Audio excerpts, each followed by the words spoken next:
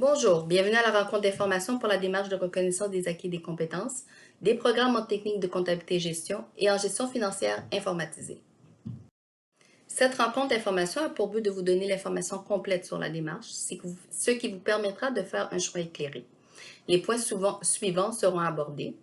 La présentation de l'équipe RAC, les mythes de la RAC, qu'est-ce que la RAC, le schéma de la démarche RAC au CRL, les conditions d'admission RAC, comment se préparer à l'entrevue de validation, le test de français pour le DEC seulement, le choix de programme, la formation générale, les compétences de la formation spécifique, quelques informations concernant le dépôt de dossier et pour terminer, le coût du cheminement RAC.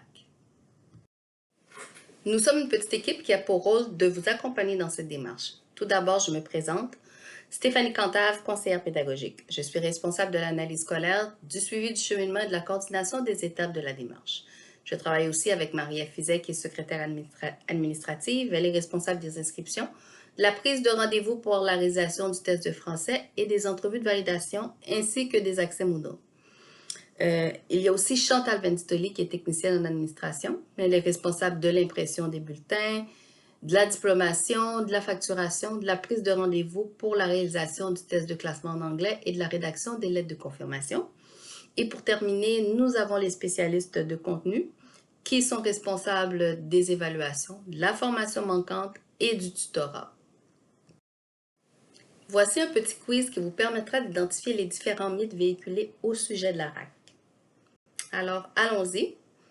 La RAC implique de suivre des cours. Faux. La RAC n'est pas un programme de formation. La RAC n'implique pas de suivre des cours, mais plutôt des compétences. Ces compétences se retrouvent dans les cours.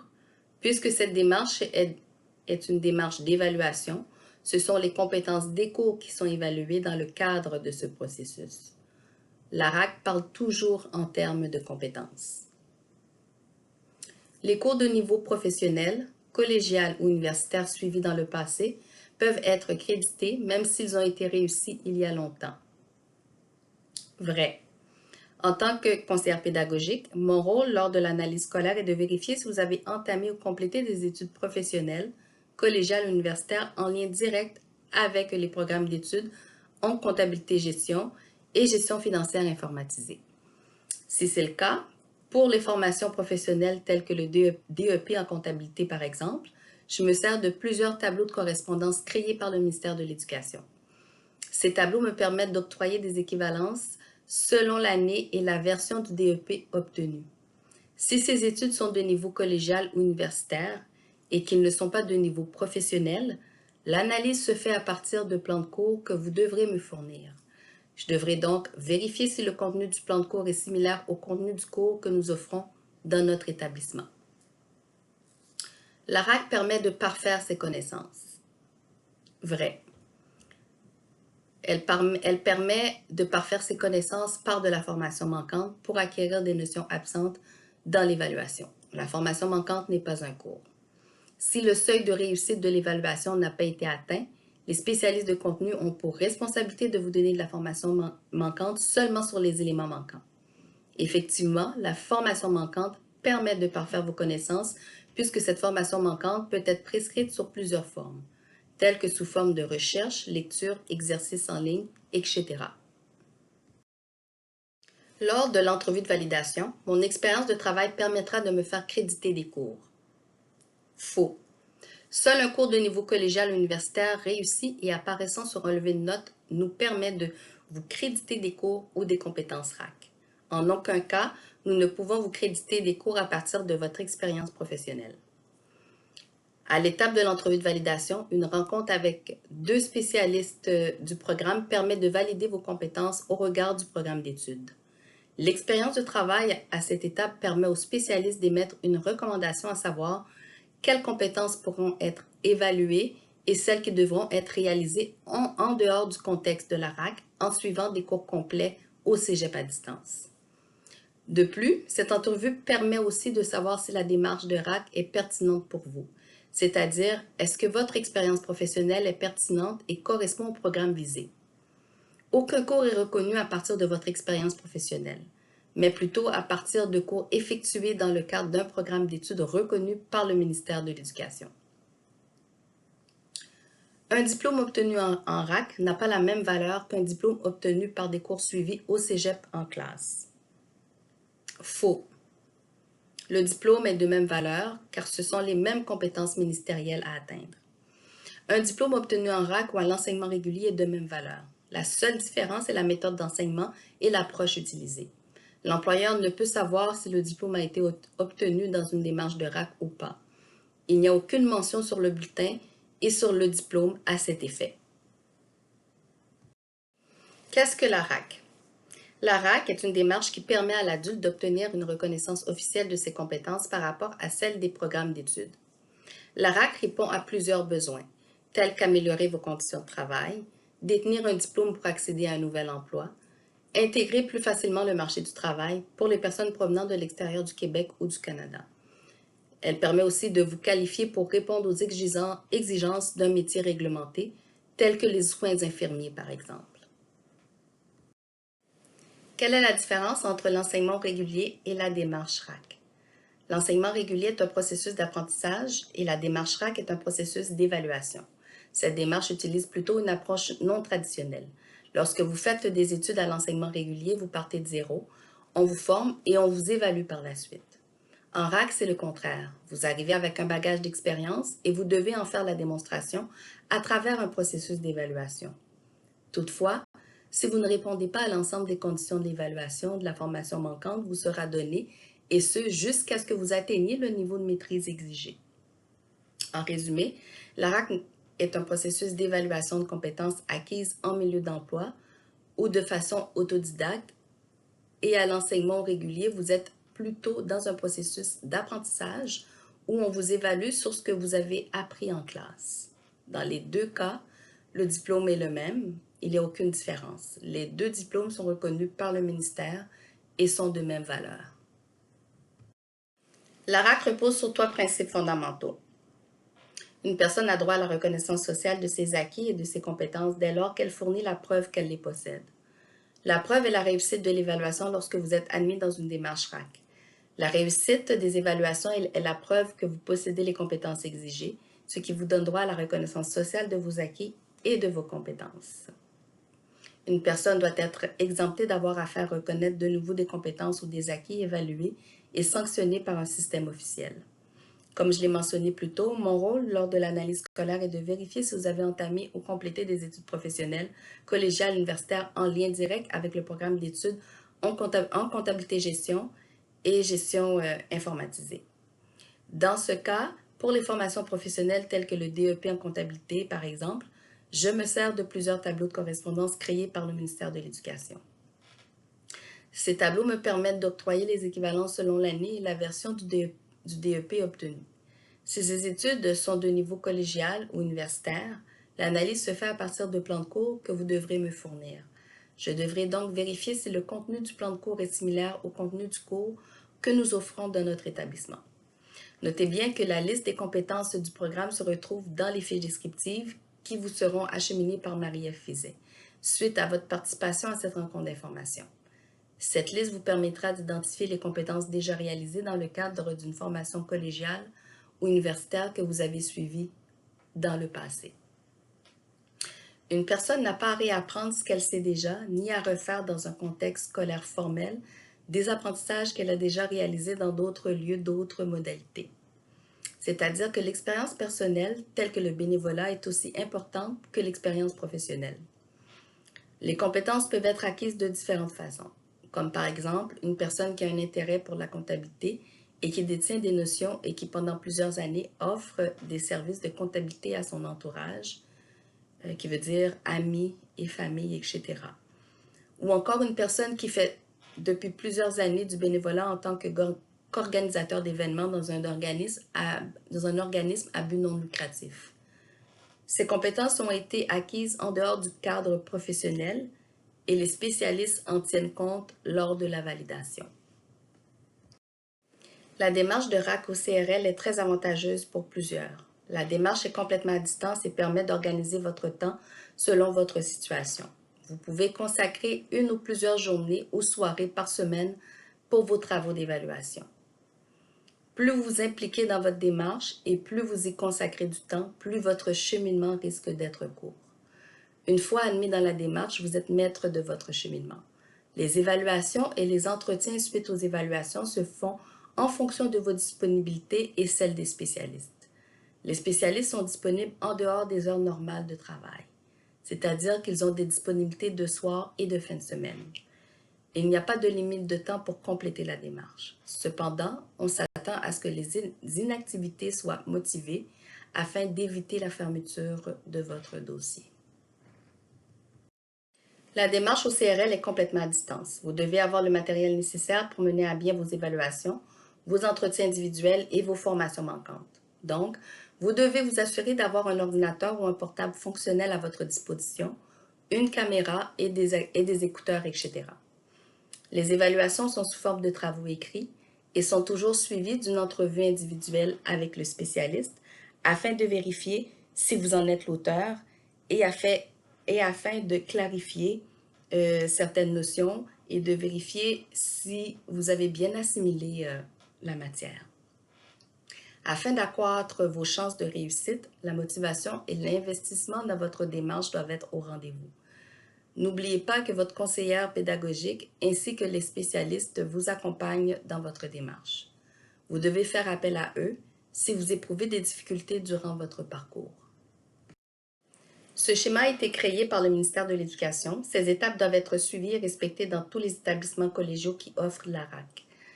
La première étape est la rencontre d'information. Cette rencontre d'information est obligatoire. Elle sert à obtenir de l'information sur la reconnaissance des acquis et des compétences et à vous permettre de prendre une décision éclairée avant de confirmer votre intention de faire cette démarche. La deuxième étape, suite à la rencontre d'information, si vous êtes toujours intéressé à cette démarche, vous devez procéder au dépôt du dossier de candidature. Avec les documents nécessaires à l'analyse de votre dossier, vous devrez fournir un document d'auto-évaluation. Ce document regroupe l'ensemble des compétences du programme et vous devez compléter ce document en répondant aux questions de façon détaillée. L'auto-évaluation vous permet de vérifier si vous maîtrisez en grande partie l'ensemble des compétences et elle sert à vous préparer à la prochaine étape qui est l'entrevue de validation. La troisième étape est l'entrevue de validation. Alors, lors de cette entrevue, 2 spécialistes de contenu reliés à votre domaine d'études vous poseront des questions relatives à votre métier et réviseront avec vous toutes les questions de l'auto-évaluation que vous avez déjà remplies. Cette étape a pour but de vérifier votre niveau de connaissance au regard de toutes les compétences du programme et permettra à la conseillère pédagogique d'émettre un verdict d'évaluation ou de formation complète. Notez bien que la démarche RAC en comptabilité-gestion et gestion financière informatisée est hybride. C'est-à-dire que vous avez la possibilité dans votre cheminement d'avoir des compétences de la formation spécifique en évaluation et en formation complète au cégep à distance. Contrairement aux autres programmes que le CRL offre en RAC, il nécessite la maîtrise de la majorité des compétences pour pouvoir effectuer la démarche RAC et la formation complète au cégep à distance n'est pas possible.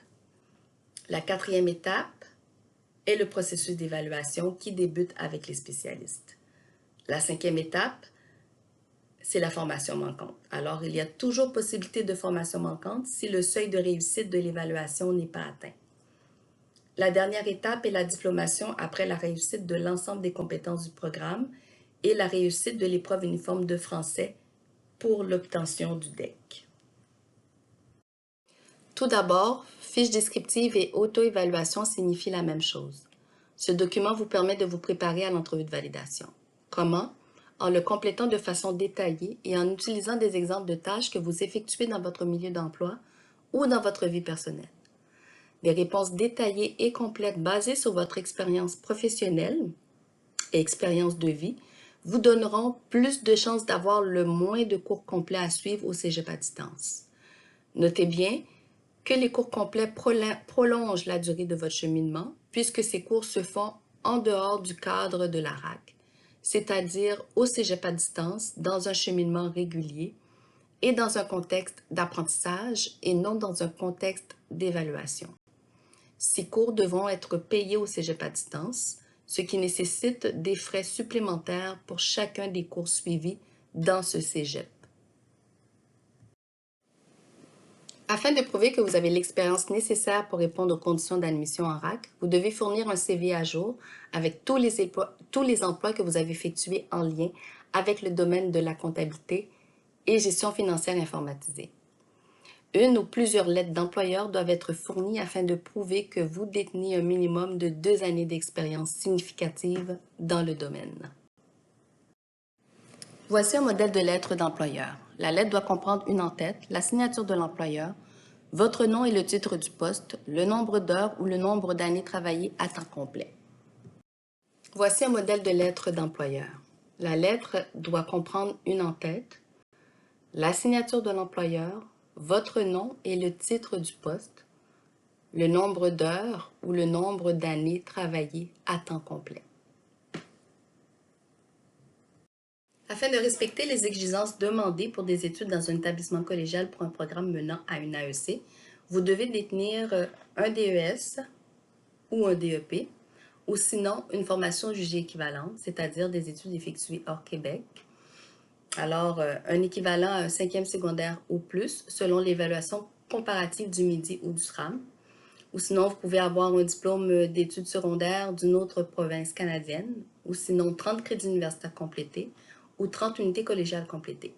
Si vous n'avez rien de ce que je viens de mentionner, alors vous pouvez avoir une formation jugée suffisante, c'est-à-dire une base de formation et d'expérience de travail, avec une expérience de travail pertinente dans le domaine d'études visées, ou sinon avoir 9 crédits universitaires complétés, ou 6 unités collégiales complétées, ou avoir du français, de l'anglais et des mathématiques de niveau secondaire 4.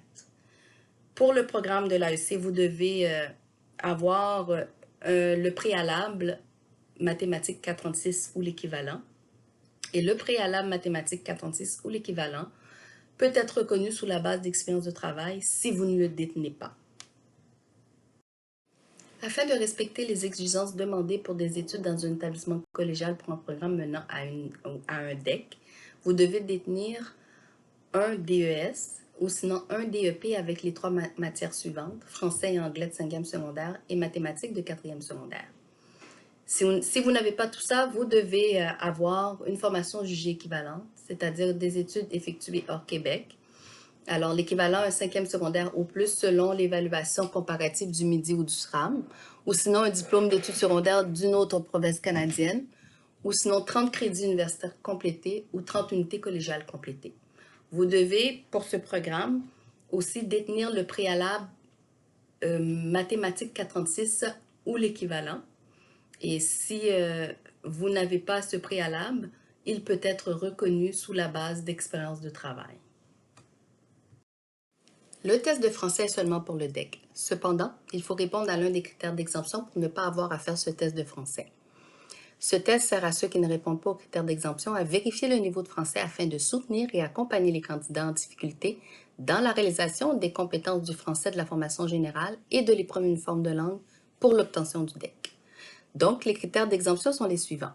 Alors, afin d'être exempté du test, vous devez répondre à l'un des critères suivants, soit le secondaire 5 ou l'équivalent complété réussi dans un établissement de langue française dont la matière du français a été réussie avec une note de 65% et plus, ou sinon avoir au moins un cours de français réussi de niveau collégial de la formation générale ou l'équivalent, ou avoir réussi l'épreuve uniforme de langue ou l'épreuve uniforme de français, c'est la même chose, au collégial, ou avoir au moins un cours de français universitaire écrit ou de rédaction fait au Québec ou ailleurs dans un établissement francophone réussi à 65%, ou sinon être détenteur d'un diplôme de baccalauréat, l'équivalent québécois ou plus, et dont la langue d'enseignement fut le français. Et si vous avez réussi le TECFE, un examen qui est pour les diplômés en enseignement, alors si vous avez réussi cet examen, vous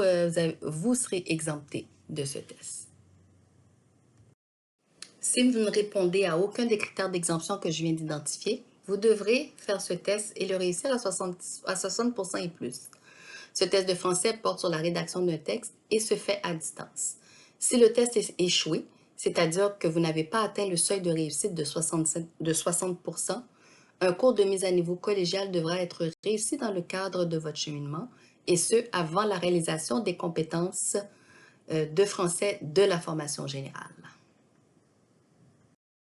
Plusieurs facteurs peuvent influencer le choix d'un programme. La durée de la formation, vouloir un diplôme spécifique pour un poste spécifique, vouloir une augmentation de salaire, etc. Le choix d'un programme est propre à chacun. Il correspond à votre situation et aux objectifs visés. Vous avez deux choix d'inscription, soit l'AEC ou le DEC. Les compétences de l'AEC se retrouvent dans le DEC. Vous avez le choix de débuter avec l'AEC et de poursuivre avec le DEC. Puisque les 19 compétences de l'AEC se retrouvent dans le DEC, votre cheminement dans une démarche RAC qui mène au DEC sera de plus courte durée. Cependant, pour pouvoir poursuivre avec le DEC après avoir complété l'AEC, vous devrez déposer une demande d'admission et refaire le processus d'admission. Les cours de la formation générale peuvent être faits en RAC si vous possédez pour chacune des disciplines les connaissances suffisantes pour être évaluées. Le même processus que la formation spécifique s'applique, c'est-à-dire que la conseillère pédagogique vous transmet l'information. Vous devez compléter les fiches descriptives et réaliser une entrevue de validation avec le spécialiste responsable de la discipline. Suite à cette entrevue, le spécialiste vous informera du verdict d'acceptation ou de refus.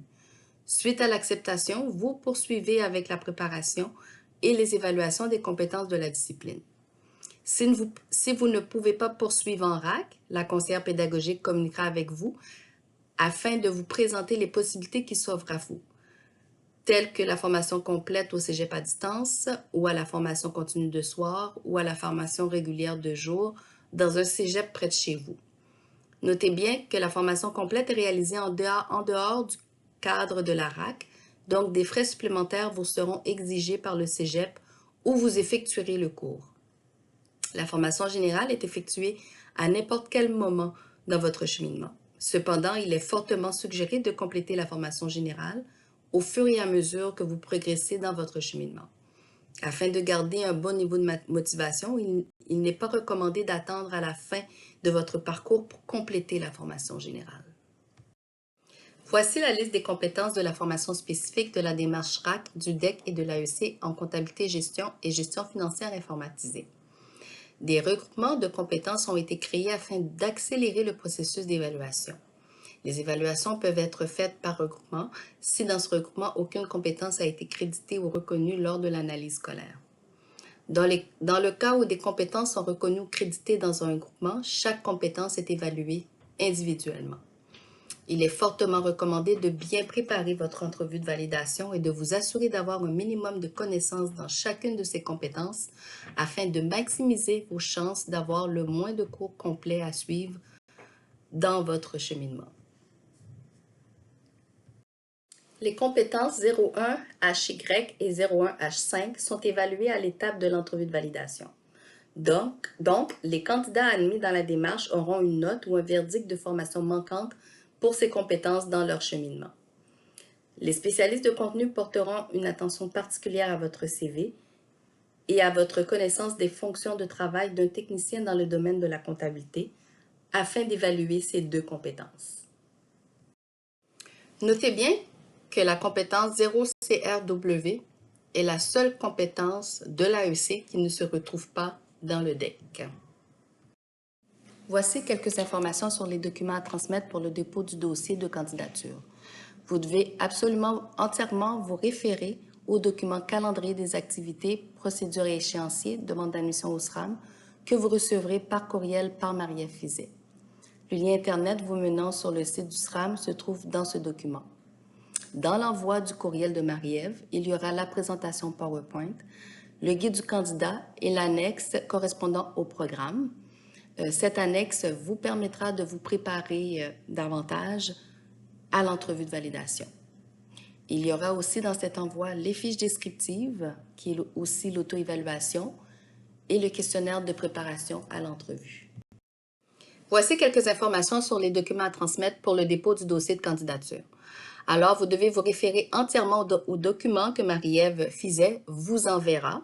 Ce document se nomme Calendrier des activités, procédures et échéanciers, demande d'admission au SRAM. Dans ce document se retrouvera le lien Internet qui vous mène directement au site du SRAM. Dans l'envoi de courriel de Marie-Ève, vous aurez la présentation PowerPoint, le guide du candidat et l'annexe correspondant au programme afin de vous informer davantage sur ce programme, sur les programmes et afin de vérifier si vous répondez aux exigences. Vous aurez aussi les fiches descriptives qu'on appelle aussi auto-évaluation. Alors, je vous demanderai de porter une attention particulière aux fiches descriptives parce que Marie-Ève vous enverra les fiches descriptives du DEC et de l'AEC. Et selon le programme que vous aurez choisi, vous devez faire le bon choix. Alors, choisir les bonnes fiches descriptives à compléter. Pour conclure, je vous présente les coûts d'un cheminement RAC pour l'AEC et le DEC. Le coût d'un cheminement RAC pour l'AEC est de 600 $ à raison de 50 $ par compétence pour la formation spécifique pour un maximum de 500 $. Le coût d'un cheminement RAC pour le DEC est de 900 $ à raison de 50 $ par compétence pour la formation spécifique pour un maximum de 500 $ et 50 $ par compétence pour la formation générale pour un maximum de 300 $. Notez bien que les compétences reconnues lors de l'analyse scolaire peuvent permettre de payer moins de 600 $ ou 900 $ si vous avez moins de 10 compétences à évaluer pour la formation spécifique et moins de 6 compétences à évaluer pour la formation générale. Alors, je vous détaille ces coûts. En premier lieu, vous devez payer 30 $ au SRAM lors de votre inscription sur le site. Le 30 $ est non remboursable. Vous aurez à payer 370 $ une fois que vous aurez déposé votre dossier au SRAM et que vous aurez acheminé les documents complémentaires à Marie-Ève Fizet par courriel. Une facture de ce montant vous sera transmise par Marie-Ève. Ce 370 $ se détaille ainsi. Alors, 70 $ de droits d'admission et d'inscription non remboursables.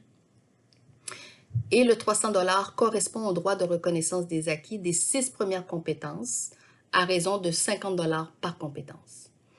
Afin de défrayer la totalité des coûts de la formation spécifique, vous devrez payer un deuxième versement au cours de votre cheminement. Chantal Venditoli vous fera parvenir une facture au montant de 200 $. La facture peut être moins de 200 $ si vous avez moins de 10 compétences à évaluer. Notez bien que vous devrez défrayer les coûts de la formation générale à mesure que vous les effectuerez. Les cours complets en classe ou au cégep à distance engendrent des frais supplémentaires. Ils devront être payés au cégep où vous effectuerez ces cours. Je tiens aussi à préciser que les droits de reconnaissance des acquis ne sont pas remboursables pour les compétences pour lesquelles un processus d'évaluation est déjà débuté. À noter que le processus d'évaluation débute dès l'acheminement par le spécialiste au candidat des informations sur la compétence. Merci d'avoir assisté à cette rencontre d'information. Alors, si vous avez des questions, n'hésitez pas à communiquer avec moi par courriel ou par téléphone, ou vous pouvez aussi communiquer avec Marie-Ève Fizet par courriel. Mon numéro de téléphone est le suivant, 450-470-0977, poste 7131. Alors, bonne chance dans vos démarches.